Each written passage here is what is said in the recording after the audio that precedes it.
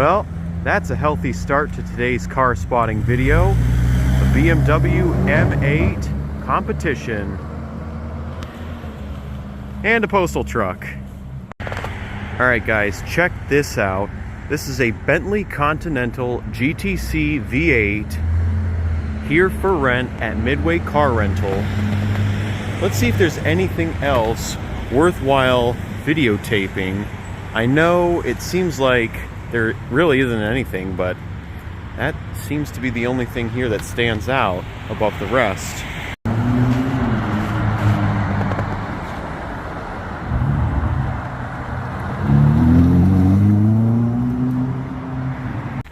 So that car you just saw in the last clip was none other than a Ferrari SF90 Stradale. I gotta say, it's pretty incredible seeing all these supercars, hypercars, luxury cars, not even far from where we're staying. Lovely C8 Corvette right there. And I think if I'm not mistaken, that might be a Z06.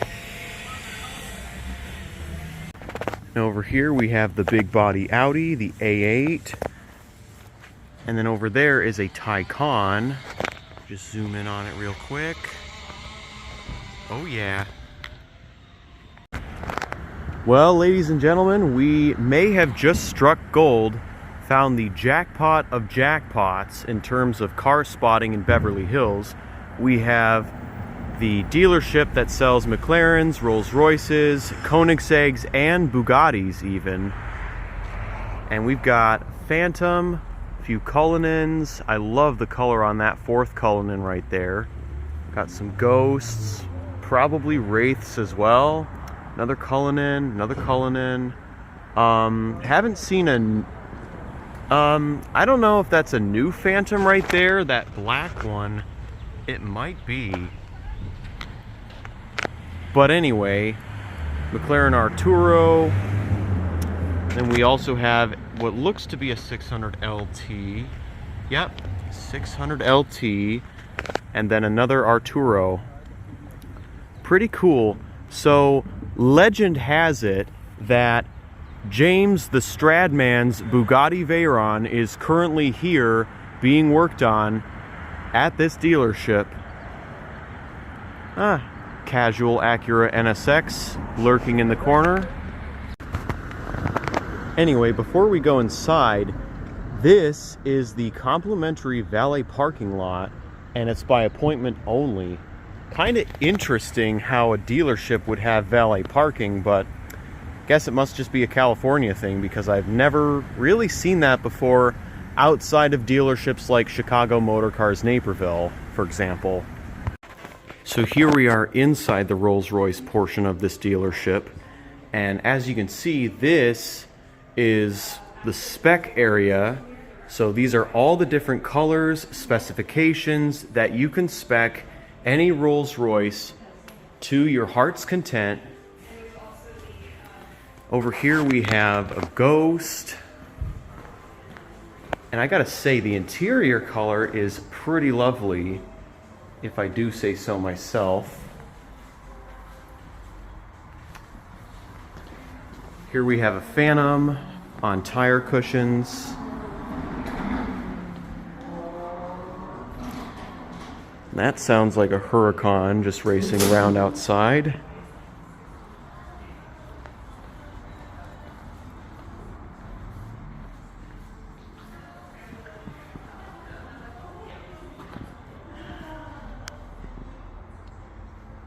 I'll walk around to the other side so you can see the sticker. Another Ghost just casually sitting here in the dealership.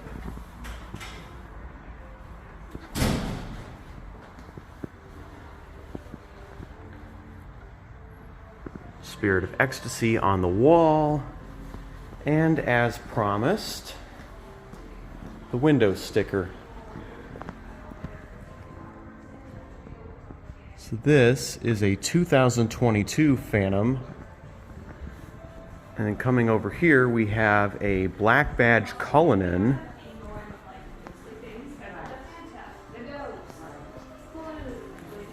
Very awesome looking.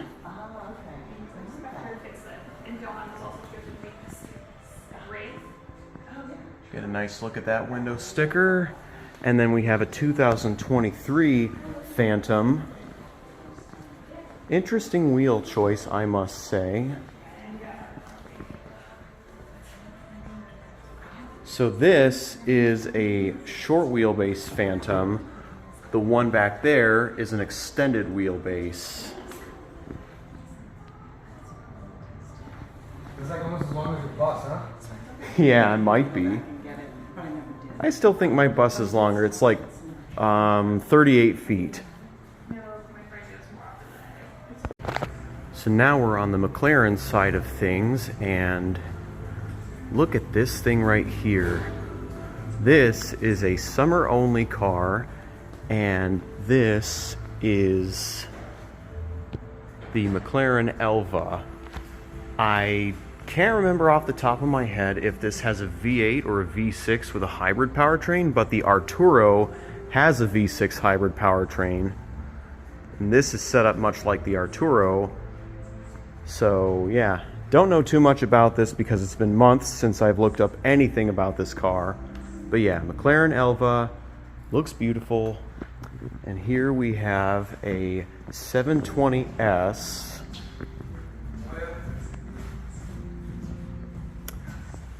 And this is a Roadster. Love the color on it. Exposed carbon fiber mirrors. That is amazing. All right, here we have a Speedtail.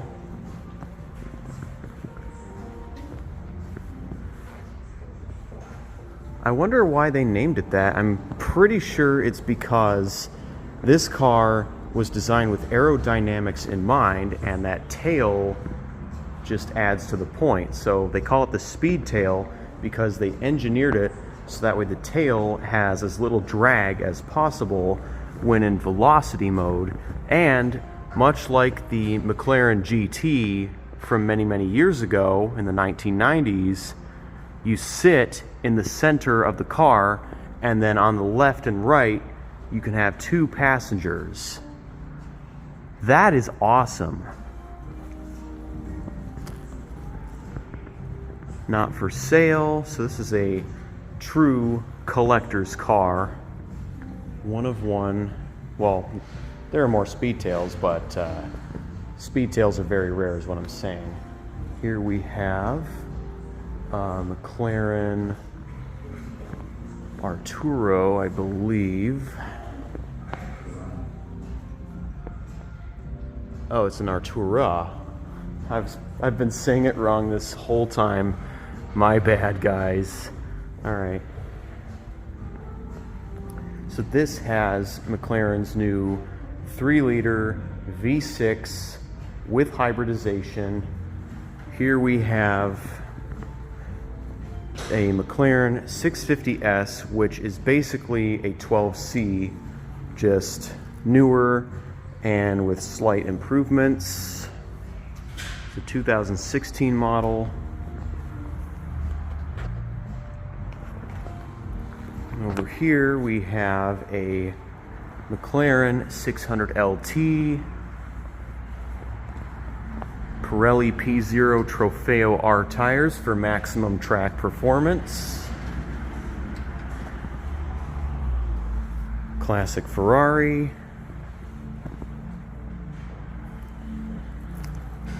And then we come over here to the Bugatti Chiron Super Sport. Wow. Exposed carbon fiber. Every Bugatti Chiron has such an insane spec, it's unbelievable. Like, just taking it all in is just insane. W16 engine, 1600 horsepower. Okay. It's on a trickle charger, but quad exhaust. Lovely taillight that goes across the entire back bumper. And these are specially made Michelin Pilot Sport Cup 2s. As you can see, it's the BG2 stamp. The original Bugatti Chiron has the Cup 2 BG, and these are the Cup 2 BG2s developed for that extra speed. Because if you get the 300 plus package, you can go as fast as 304, I believe, miles per hour in a Bugatti Chiron Super Sport. That is wild. Like 200 miles per hour is wild enough. 250, even wilder. But wildest of all, going over 300 miles per hour in a road vehicle.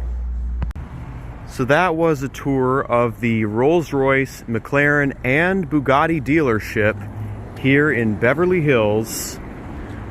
And I cannot confirm nor deny that the Stradman's Bugatti Veyron is currently here right now, but that's at least from what I gathered from the Life of Paulos upload yesterday. If that is true, then I came to Beverly Hills at the right time because, well, there is a chance, a small chance, but there is a chance that I might see that car driving around if it's all sorted out. Because I know James had a pretty unfortunate mishap with that car, as he shared with us, where his driver's side parking brake caliper unfortunately fell off because it wasn't bolted on properly, and as a result it chewed through the driver's side rear carbon ceramic brake rotor. So that is why it's here right now. But anyway, we are heading to the Aston Martin dealership, and then we are heading to a museum that has all kinds of supercars and hypercars. Super excited to show it to you guys, so this video might be long. So now we are en route to the Aston Martin dealership. This is the only dealership owned by O'Gara Beverly Hills that we have not been to yet. But I just wanted to point out, there's that dealership there, Tactical Fleet, and Marshall Goldman. They both sell supercars.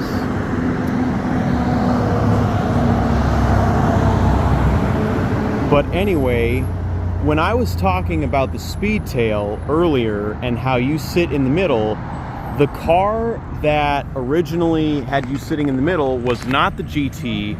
That one is a regular supercar. The McLaren F1 is that car. Ooh, lamb truck. So the Speedtail is heavily inspired by the McLaren F1, which was the original car in which the driver's seat was in the middle, and then you have two passenger seats off to the side. Super iconic car.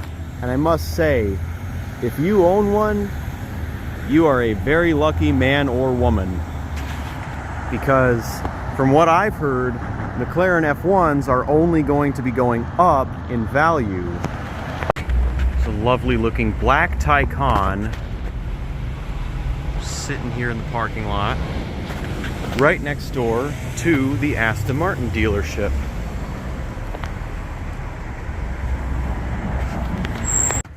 So this engine is actually shared with Mercedes AMG. So this is an AMG engine, and Aston Martin is utilizing it. As you can see, it's the same hot inside V turbo configuration. Very awesome. They made a wise choice going with this engine because it sounds amazing. Here is their outside lot. So we have some Vantages, DB11s.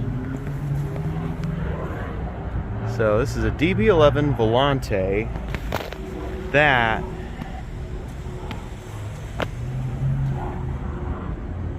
is a Vantage Coupe. So new Vantage, DB11. And then over here we have the SUV, which is the DBX 707.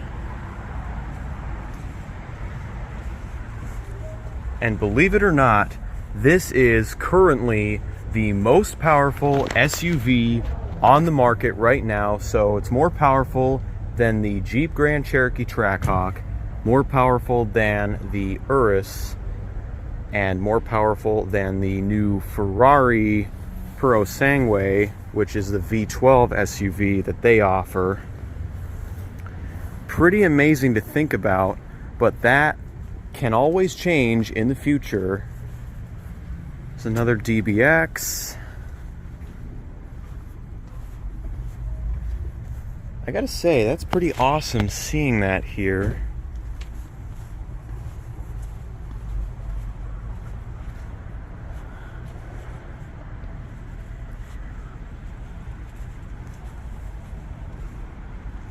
Okay, a few more DBXs.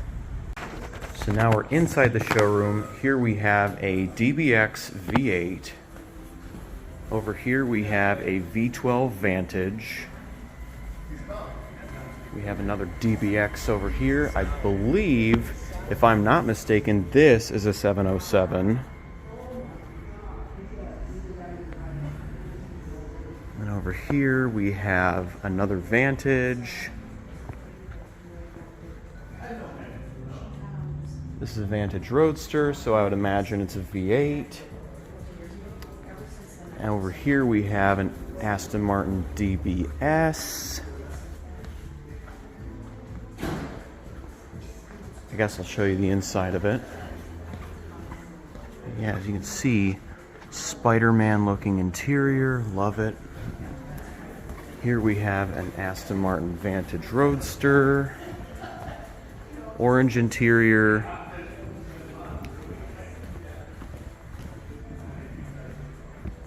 Sweet. Interesting color pattern. Yeah. And then over here we have a V12 DB11.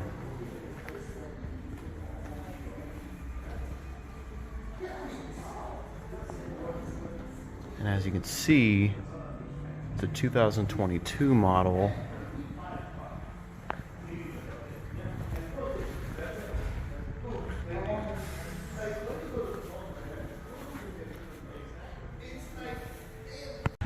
And just before we leave, here's another DBS just casually chilling outside alongside a DBX, and then that right there, I believe, if I'm not mistaken, is a Vantage, and it's being parked right now. Very cool.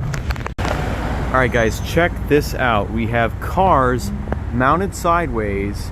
This is a Porsche Carrera 2.7 next to a Mercedes 300 SLR. And then, what is this thing? Ah, okay. Classic Chevrolet Corvette, it looks like. Oh, it's a Matchbox store. And chimpanzee. So now we are inside the museum, starting it off with a McLaren Elva 2021 model year. Looks amazing. Love the spec. And to answer my question earlier, this does in fact have a V8 and not that V6 used in the Artura. Next to that we have a Ferrari Monza designed similarly, but this one is a one-seater. You can spec a Monza as a two-seater, but this one is just a one-seater. I'm gonna try my best to see if I could give you guys a view of the dash area. But yeah, kind of interesting how Ferrari has designed this car. So this is the Monza SP1. The SP2 is the two-passenger model. It's a 2020 model with a 6.5-liter V12. Here we have a Porsche 918 Spyder 2015 model. It's really hard to believe that these have been around nearly 10 years, because given this is a 2015 model, These were being built in 2014, and that was 9 years ago. This still looks like it's brand spanking new. Michelin Pilot Sport Cup 2 tires. There's the inside of it. Not my first time seeing one, but it is always a thrill getting to see one. Over here we have this buggy looking thing. It's a 1964 Myers Manx Old Red. 4-banger, manual transmission. That looks like it would be a lot of fun to drive. But it reeks of gasoline. Kind of looks like a Porsche from the front, so I'll take it.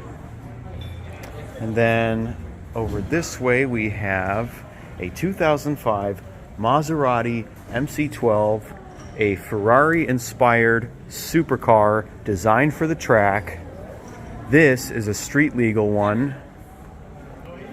As you can see, and all the buttons in there. Now, if you're wondering where the parking brake is, that's off to the left of where the driver sits, and it's a fold-away brake, meaning you set it and then you can put it back down without actually disengaging the brake, which makes it easier to get in and out of the vehicle while the parking brake's on.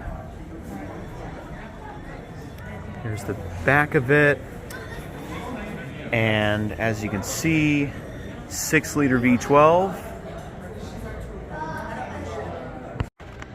And over here we have a 2019 Laraki Sahara, and look at those wheels right there, ladies and gentlemen. Turbocharged 7-liter V8, sourced from Chevrolet, top speed of 248 miles per hour. This thing is bonkers. Almost looks like it's wide body from the factory. That is insane. Manual transmission.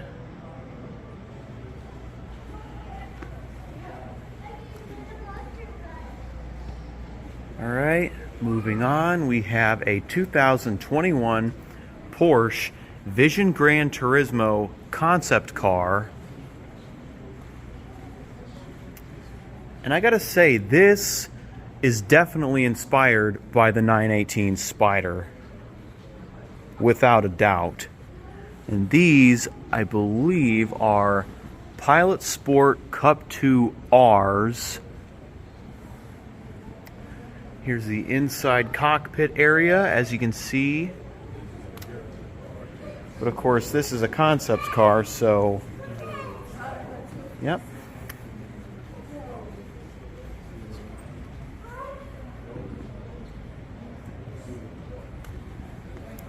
And over here, we have the Ferrari FXX-K Evo, not to be confused with a 4-letter word.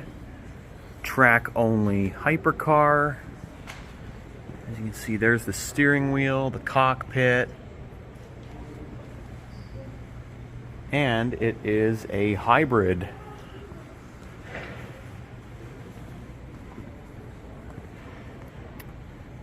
Okay, specially designed Pirelli P0 tires for the Evo.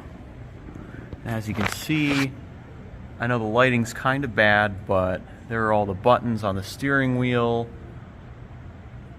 Start button on the left. Pretty cool. Exposed carbon fiber mirrors. And I gotta say, this looks a lot like the LaFerrari from the front, but check this thing out. This, believe it or not, is fully electric. It's a 2021 Hispano Suiza Carmen Bologna. 4 electric motors, 1,114 horsepower, less than 2.6 seconds 0 to 60, top speed of 180 miles per hour, and it's on Michelin Pilot Sport 4S tires. Amazing. And I believe This, believe it or not, is exposed carbon fiber in purple. And then of course, back here near the taillights, we have regular exposed carbon fiber. Looks super nice. And then here is the interior. As you can see, the gear shifter is in a triangle pattern. So you have park in the middle, neutral on the right, reverse on the left, and then drive up top. Makes me wonder where the parking brake control is. Either that or it automatically goes on when you put it into park, like most electric cars. I'm looking at you, Tesla.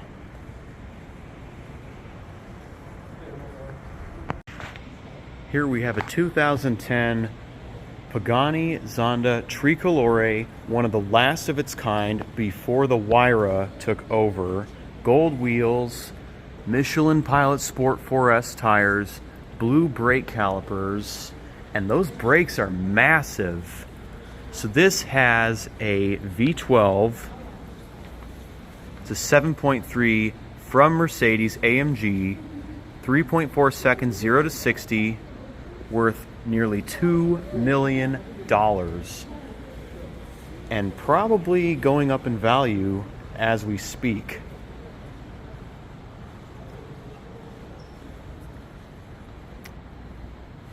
Signature there. Just love the blue exposed carbon fiber combined with the regular carbon fiber. But yeah, as you can see, this one has a sequential gearbox, so it's a single clutch automated manual. So the proper parking procedure is when you're about to shut it off, you set the parking brake and then leave the transmission in either forward or reverse gear and then shut off the engine, which would act as park. And then when you start the car, I'm not sure if Pagani shifts themselves into neutral on startup, but if they don't, you have to shift it into neutral, much like you would a manual transmission before you start the engine. Because I know both Ferraris and Lamborghinis will shift into neutral if they are a single clutch and you left them in gear when you parked it.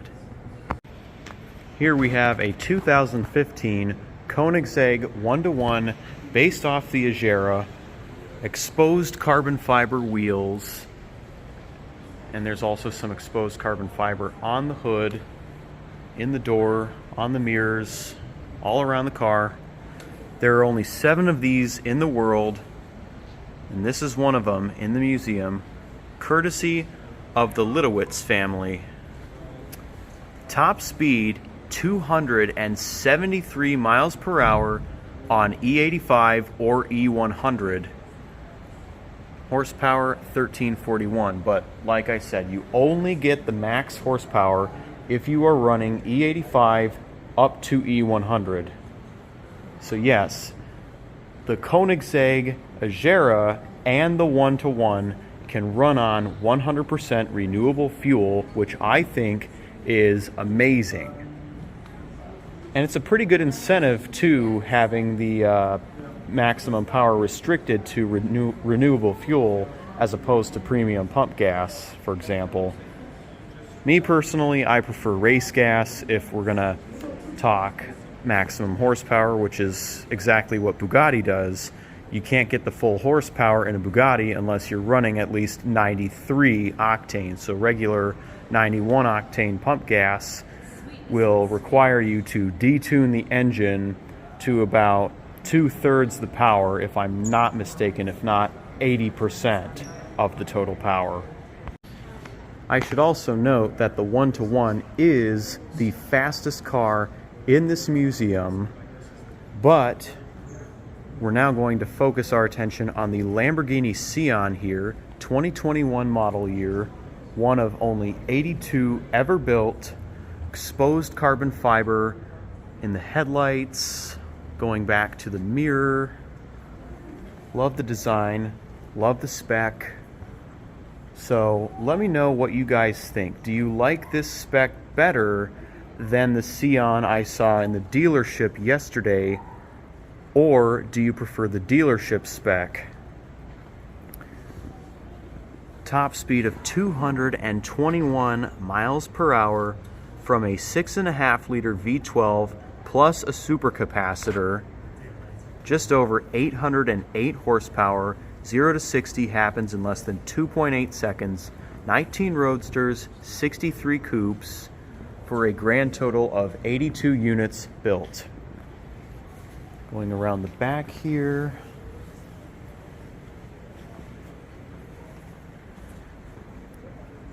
Love the taillights.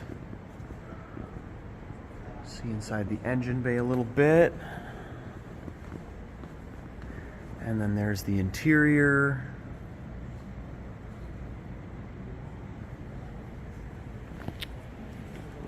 See if I can see the supercapacitor.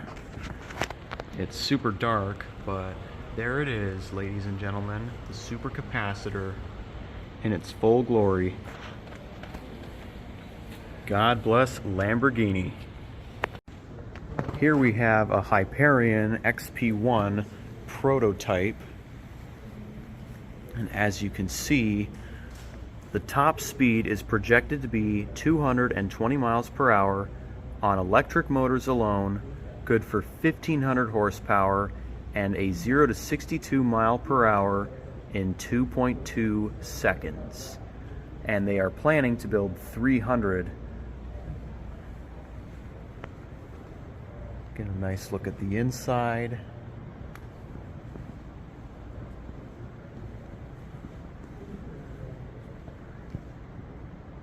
Now keep in mind, this might not be what the final production car looks like. Only time will tell. But yes, this thing looks amazing. Interesting steering wheel design, I must say. Here we have a Rimac Navara fully electric hypercar, good for 258 miles per hour as a top speed, just from 4 electric motors, nearly 2,000 horsepower, under 2 seconds, 0 to 60, 150 units built.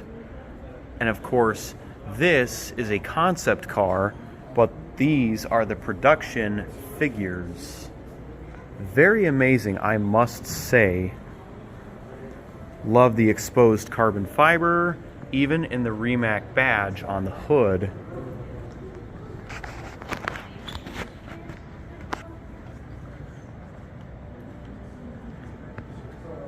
And it's interesting because the gear shifter is off to the left of the steering wheel, which also houses the parking brake control.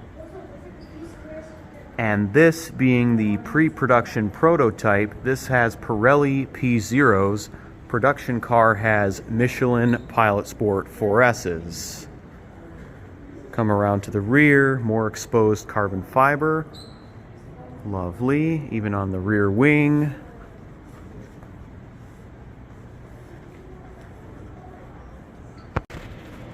And lastly, save the best for last, this is a Bugatti Chiron Per Sport. Originally, I thought this museum had a Super Sport, but it's nice to see a Per Sport in person because it allows me to see the different details between the two cars. So I saw the Super Sport earlier today, and now I'm seeing a Per Sport. God, I just love that exposed carbon fiber. It says Bugatti on the rear wing. See if I can get a better angle of it. And then there is the W16 engine, 1,500 horsepower. But what's special about the Per Sport compared to any other Chiron is the fact that this is geared for the track. So as you can see here, the top speed is limited to just 217 miles per hour based on how the transmission in the Per Sport is geared compared to that of the other Bugatti Chirons. So the Chiron, Chiron Sport, and now the Chiron Super Sport. 1,479 horsepower, 0 to 60 in 2.3 seconds. So the reason why they decided to redo the transmission on the Per Sport is so that the engine will rev higher in the higher gears, thus keeping you in the most appropriate power band when you're racing on the track. And this features Michelin Pilot Sport Cup 2 R BGs. So we have the Pilot Sport Cup 2 BG on the regular Chiron and the Chiron Sport, the Pilot Sport Cup 2 R BG on the Per Sport, and finally we have the Pilot Sport Cup 2 BG2 on the current Super Sport. Get a shot of that rear bumper, nice exposed carbon fiber. Even the license plate frame is in carbon fiber. Love that. Interior looks amazing. A little bit more minimalistic compared to that of any other Chiron, including the Super Sport. But if you guys had to choose between a Per Sport and a Super Sport 300 Plus, what would you pick and why? Personally, I would pick the 300 Plus just for the speed. So basically, you're buying the Super Sport for the speed, but you buy the Per Sport for the track. So when you're on the track, you're not necessarily wanting to go as fast as possible. You're wanting the extra handling and extra performance from that geared down transmission and higher rev range of the engine. It's also worth noting that unlike any other Chiron, to start the Per Sport, you actually have to stick your key fob in the ignition before you can turn on the ignition or start the engine. And the drive mode selector and the start button are both finished in red. Love that detail. And it's also worth noting that there's no top speed key. So the Per Sport does not feature a top speed key. And the reason why it goes without a top speed key is simply because it's designed for the track and limited to only 217 miles per hour. So here we have the car that started it all, the 1886 Mercedes-Benz Patent Motor Wagon, 1 prototype, 25 modern replicas, top speed of only 10 miles per hour, and not even 1 horsepower. And its price when it was new is not for display, but I would imagine nowadays these would fetch around a few $1,000,000 in perfect, pristine condition. Just take a look at that engine. Steering wheel. It's very interesting to see how far the steering wheel has come along from the 19th century to modern day 21st century. There's the handbrake right there, both for stopping and parking. And then I'm not really sure what this knob does. It might advance the timing, or it might be how you put it into gear. Ultimately, I'm not too sure because I'm not all that familiar with old-fashioned cars like this. Here we have a classic 1939 Bugatti Type 57C, and this would go as fast as 112 miles per hour from 160 horsepower, and this is coming from an inline 8-cylinder engine, manual transmission, parking brake right next to it. And look at those gauges. They remind me a lot of the modern day Bentley Mulsanne gauges, to put it into perspective. But yeah, just goes to show you, even back then, there was attention to detail with every vehicle built. Nothing short of amazing. Right-hand drive, clutch pedal, brake pedal, and then you can kind of see the accelerator. And I believe that knob right there is for the choke. Very cool and very antique. So now we'll focus on this mainly because I used to own a Jaguar myself. This is a 1961 Jaguar XKE Coupe. Back when they were built better, 4-speed manual transmission, 3.8 liter inline 6 engine, top speed 150 miles per hour, which was extremely impressive for over 60 years ago. And the maximum horsepower was 269. I'll show you guys the tail end. Very beautiful. Even the luggage is in pristine condition. Wow. So here we have a rather interesting car. It's a 1948 Tucker. 120 miles per hour is the top speed. 166 horsepower. Price when new, $2,450, which was a lot of money back then. That's equivalent to $28,343 in today's money. But I would imagine this has got to be north of probably $300,000 if I had to guess. It may be more, it may be less, but interestingly enough, this headlight was adaptive. It turned with the steering wheel, so it was way ahead of its time. But check this out. Interestingly enough, that right there is the gear shifter. It's a 4-speed manual, and it's in second gear right now. Originally, I thought this had a 3 on the tree, but no, it's a 4-speed, and quite possibly the smallest gear shift lever ever seen on a manual transmission car. Here we have a 1981 DeLorean DMC-12. There's the flux capacitor. It's turned on. You can see all the LEDs and whatnot lighting up. Very cool.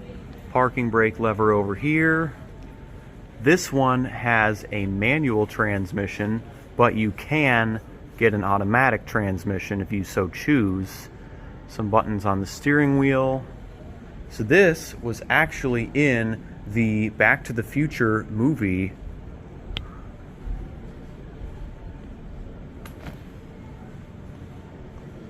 Gull-wing doors. Reminds me a lot of the Mercedes AMG SLS. Next we have a classic 1931 Mercedes 770 replica driven in red notice. It's got bullet holes in the windshield. So this is the exact car shown in the movie. Manual transmission.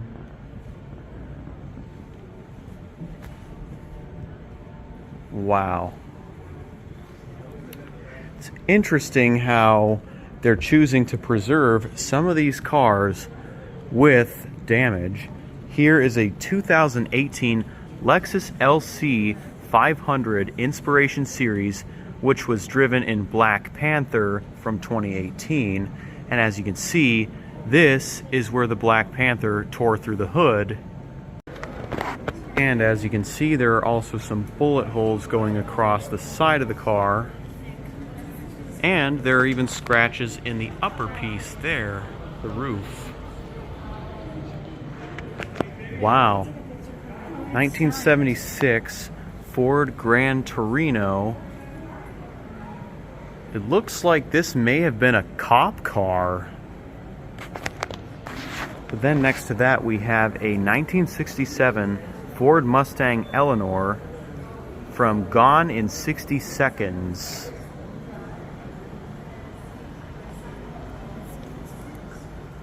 Just see inside it real quick.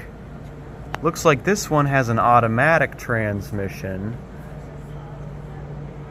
Fire extinguisher right there. And we have this tank right here. So this is a transporter. I think that's an IOI. I don't know. Let me know. But this is apparently going to be from the year 2045, and it's 2023 right now.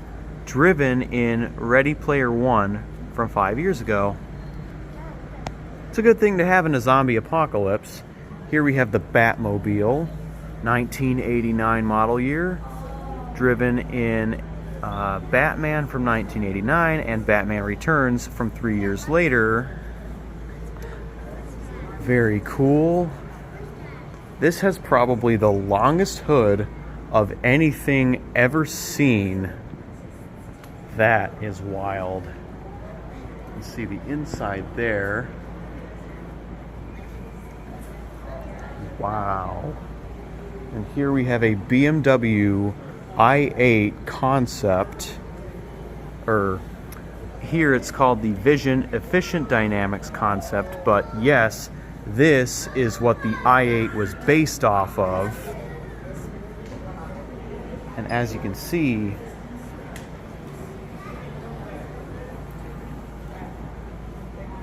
it's come a long way since its concept, but it's no longer in production.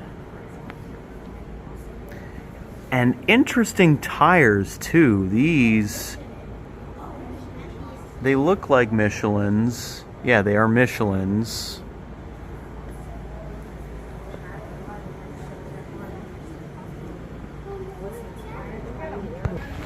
Next to that, we have the 1972 Bedford Mystery Machine, featured in Scooby-Doo from 2002.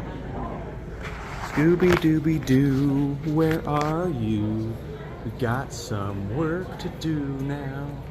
As you can see, automatic transmission, wood on the steering wheel. A very minimalistic van, but it got the job done. And next to that, we have the final car here. This is a 1982 Knight Industries 2000 kit, driven in the TV series Knight Rider from 1982 to 86. Very interesting. It's based off of some sort of Pontiac, if I had to guess. And check that out. Very interesting, if I do say so myself. It looks like a fighter jet cockpit inside.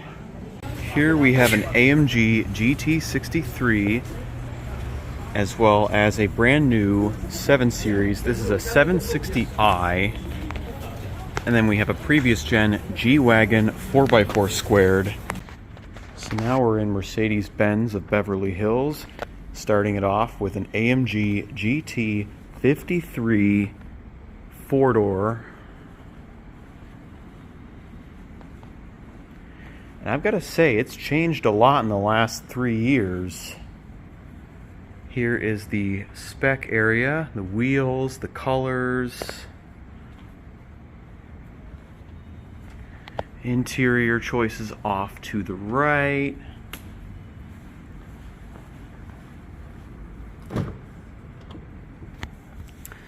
Battery seems to be dead on this one. That's too bad.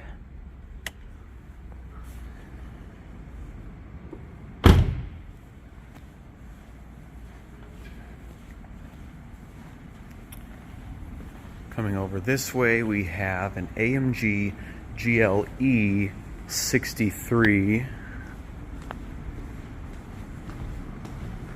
Oh, it's a GLE 63S, my bad. It's interesting that it doesn't have summer tires though, because you really need the extra performance from summer tires to put all that power down properly.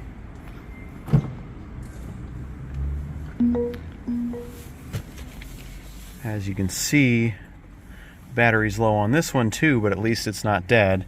You also do have the touch controls on the steering wheel to, for example, turn on and off your traction control or put it in sport. You can also make the exhaust louder. And then here is your drive mode selector. You push in for individual, or you can do it with this toggle here. But yeah, pretty cool. Paddles feel nice to the touch. Gotta love it.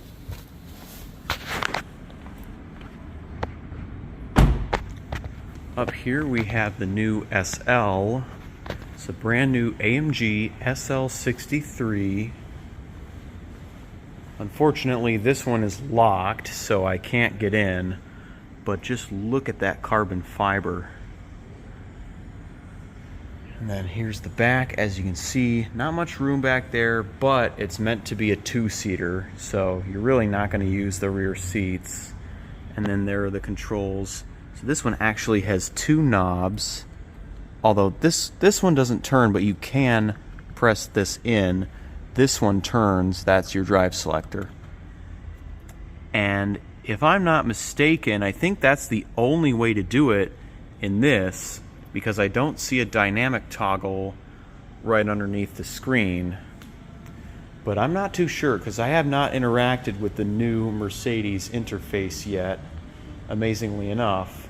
I have always wanted to review a new S-Class, so hopefully soon, but here we have a last-gen GLC 43 Coupe.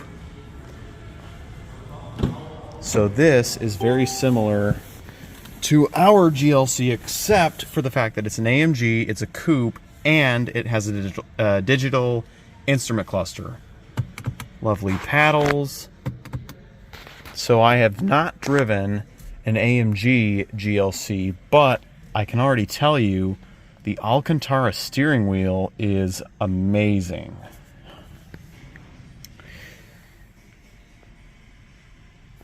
Okay, another GLC, nope, excuse me, GLE 63. This one's a coupe, the other one was an SUV. This one has a dead battery, unfortunately. But I just love the interior on this. Kind of reminds me of my car, in a way. Interesting toggle for manual mode here. So you can only tilt this back. Same deal with traction control. This is your air suspension. There's your damper, and then loud exhaust or quiet exhaust. You have Alterbach logo there in the center. Dynamic selection, and then you have the wheel here if you didn't want to use that toggle. Pretty cool.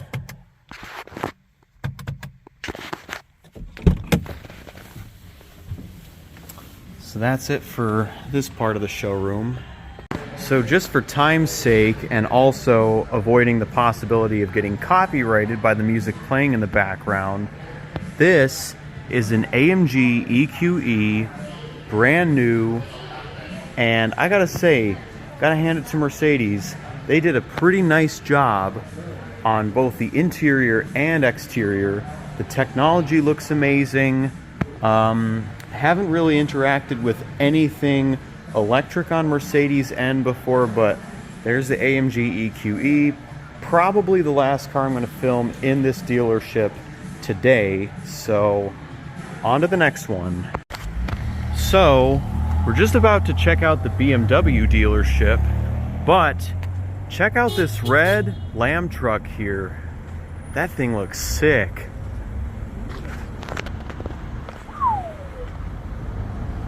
That is amazing.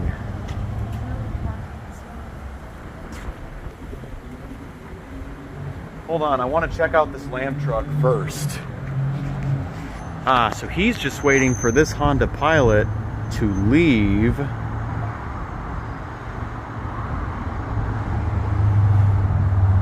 Guy in the Toyota is a little impatient. That's just classic city stuff. But yeah, get a good look at that Lamb truck there.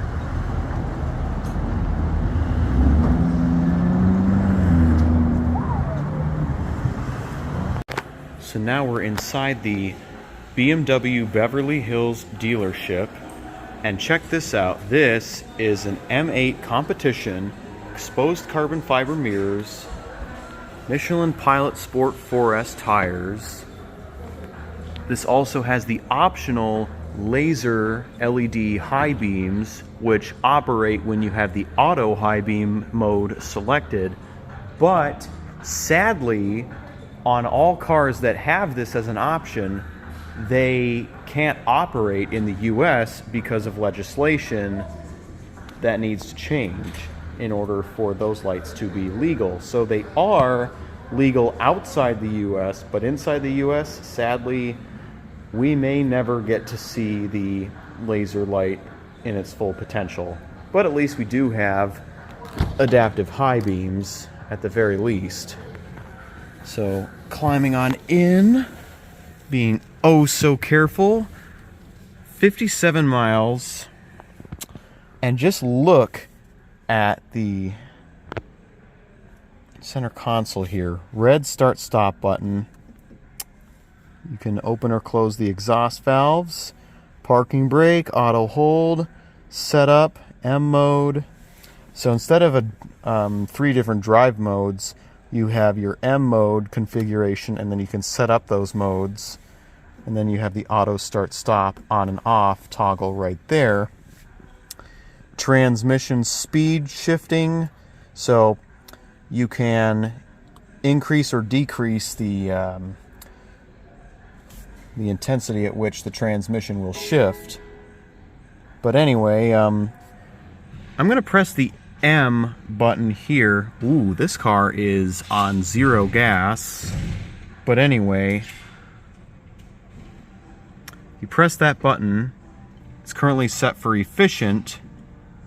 Then we go into the sport mode here. So we have the road mode. That's the regular driving mode. Screen looks like that. Change it into sport. Screen now looks like that. And if you press and hold, that goes into track mode. Screen stays like that, but it's configured for the maximum available power. And then you also have your M1 and 2 shortcuts on the steering wheel. So now it's just set up for Sport Plus. That's that was the M1 button. But to confirm M2 mode, you actually have to press it again. Pretty cool. So that's pretty much the flat out mode right there, other than having your M mode be track. But anyway, just lovely carbon fiber here. Steering wheel heat. All right, let's go check out some other cool cars. And here we have the all-new 2023 BMW 7 Series. It's a 760i xDrive. Look at the colors, man. This is insanity. In a good way, of course. But yeah, as you can see, soft closed doors. I wouldn't expect anything less from a 7 Series. So this is your vent control. You can swipe to open or close it, or have it be partially open. Same with all the other ones. So, for instance, the passenger, and then you have another passenger vent right here, and then another driver vent. Check this out. So when you turn the hazards on, for instance, the whole center glass piece here starts flashing red along with the hazard icon here. Very cool, I must say. So this is interesting. So you have a left paddle shifter that also incorporates a boost mode. So if you pull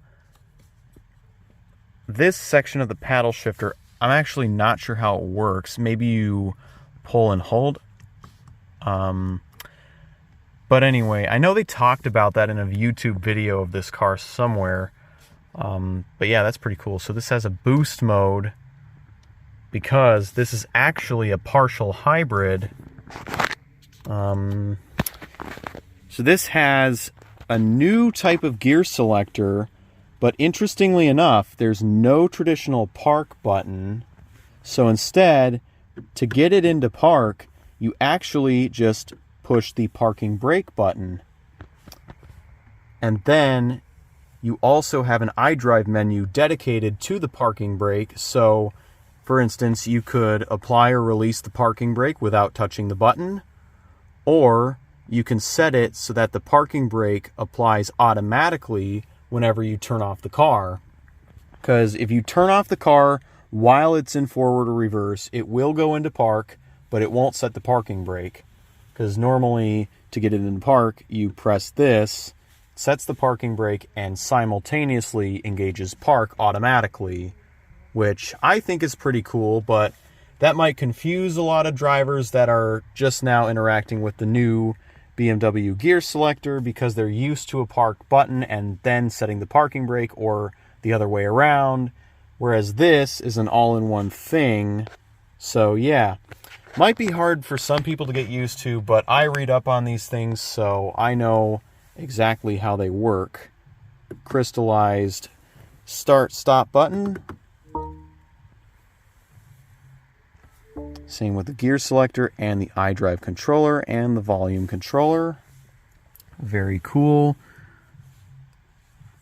Very beautiful. So headlight controls, it's currently in auto. If I press it once, now I have the headlights manually on. And then if I press it again, that goes back to auto. Now the lights are off. It also tells you which headlight mode you're in on the instrument cluster. So go off, low beams on,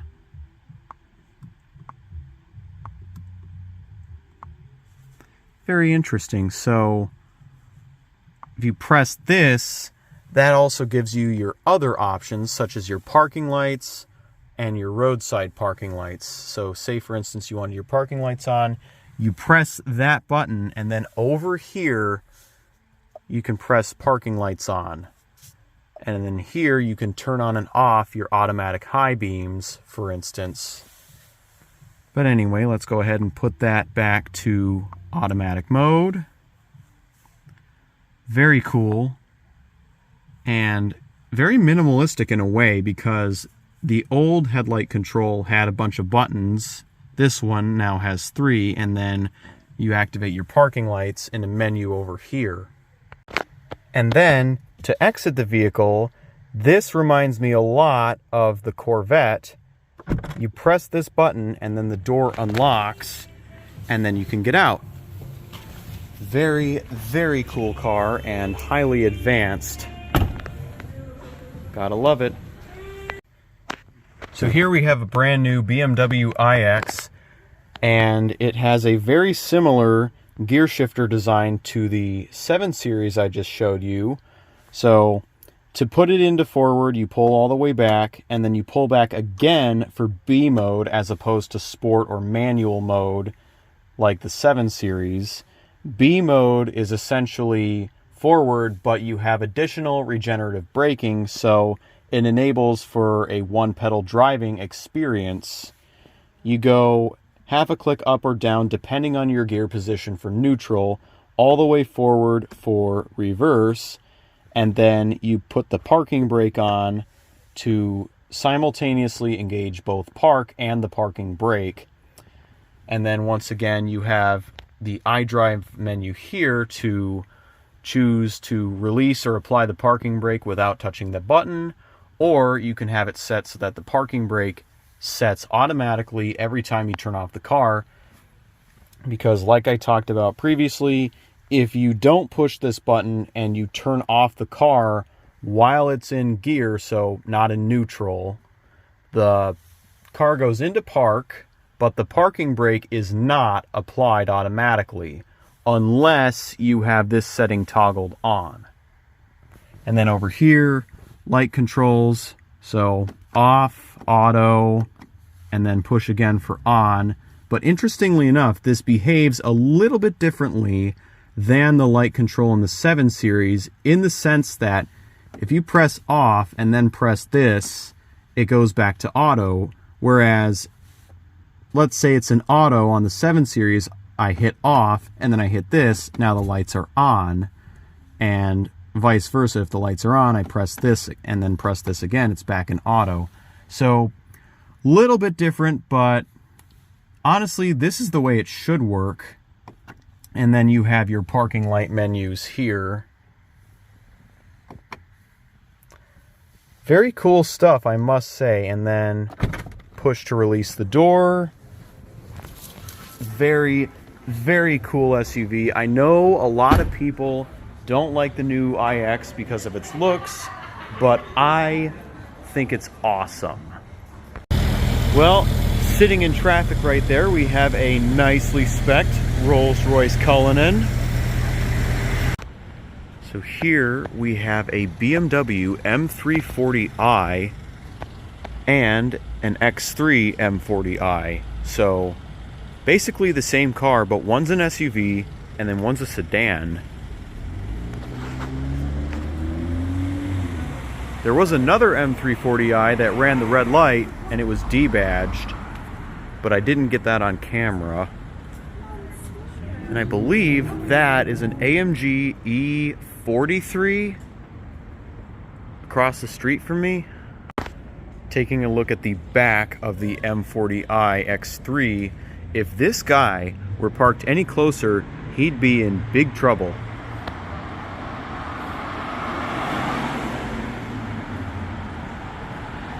But I gotta say, it's a pretty nice night tonight. Ooh, brand new S-Class. Gotta love it. Casual Rolls-Royce Ghost, just lurking behind the S-Class. Gotta love it. Here is a previous generation AMG C63, the last of its kind, with a V8 twin turbo. As the new one, as I said in yesterday's car spotting video, has a 4-cylinder with a hybrid powertrain. So basically the power is, I believe, exactly the same, if not more, than this C63, but this one will always be the most legendary, at least in my opinion. Some people prefer the old 6.3.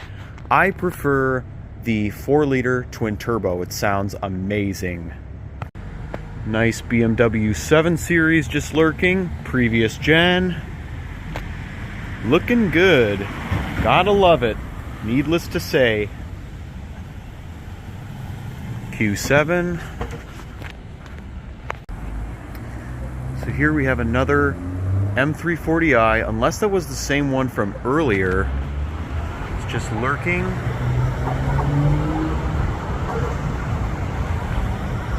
There it is at a red light. 11 Panda. Pretty nice license plate, and oop. Sorry, I was trying to zoom out, but that Toyota Prius right there has no headlights on. I don't know why, but it seems like it's pretty common around here that we have people driving around with no lights on at all. That is illegal and dangerous. Another shiny new S-Class right there.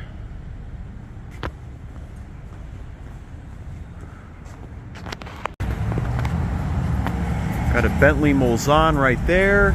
AMG G63.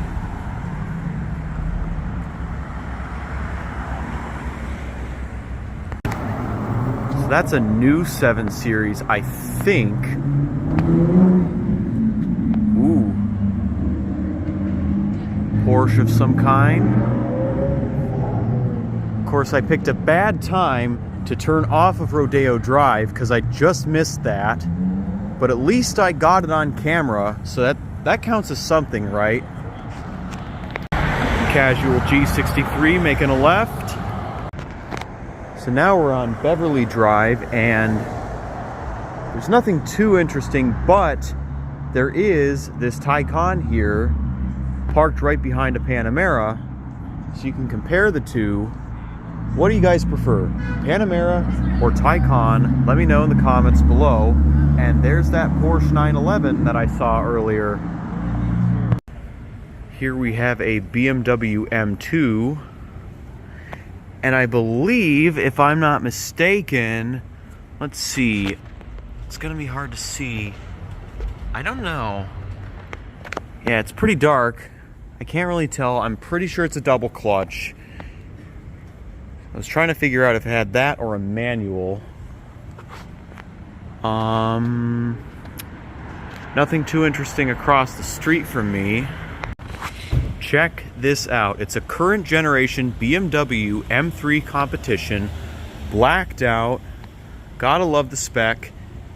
Now, interestingly enough, the Competition only comes with an 8-speed auto, whereas the non-Competition only comes with a 6-speed manual. So at least BMW is keeping the manuals alive in the new M3, but there's a twist. If you want an automatic, you have to pay the extra money for the Competition.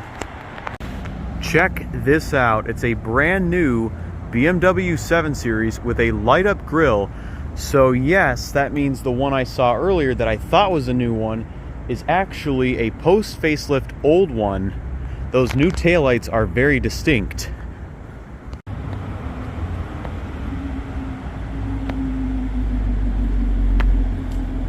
Ooh, aggressive looking Camaro right there. Interesting side marker lights though. They're white as opposed to amber or red. Just listen to those burbles and cracks and pops in the background though.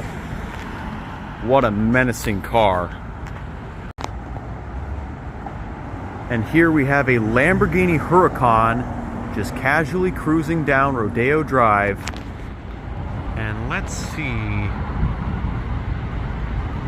That, I believe, is a regular LP610 or 580.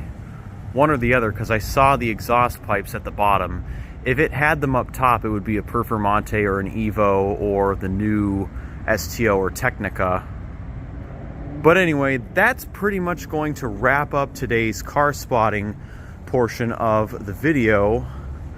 But stay tuned for more, because tomorrow is going to be pretty special, if I do say so myself. I'm going to be making an in-depth review of a Lamborghini Urus as best as I can, and then tomorrow for car spotting we're going to be going further down Rodeo Drive that way to see if we can see any other cool cars, and I'll videotape them if I do see any. So till next time, peace out.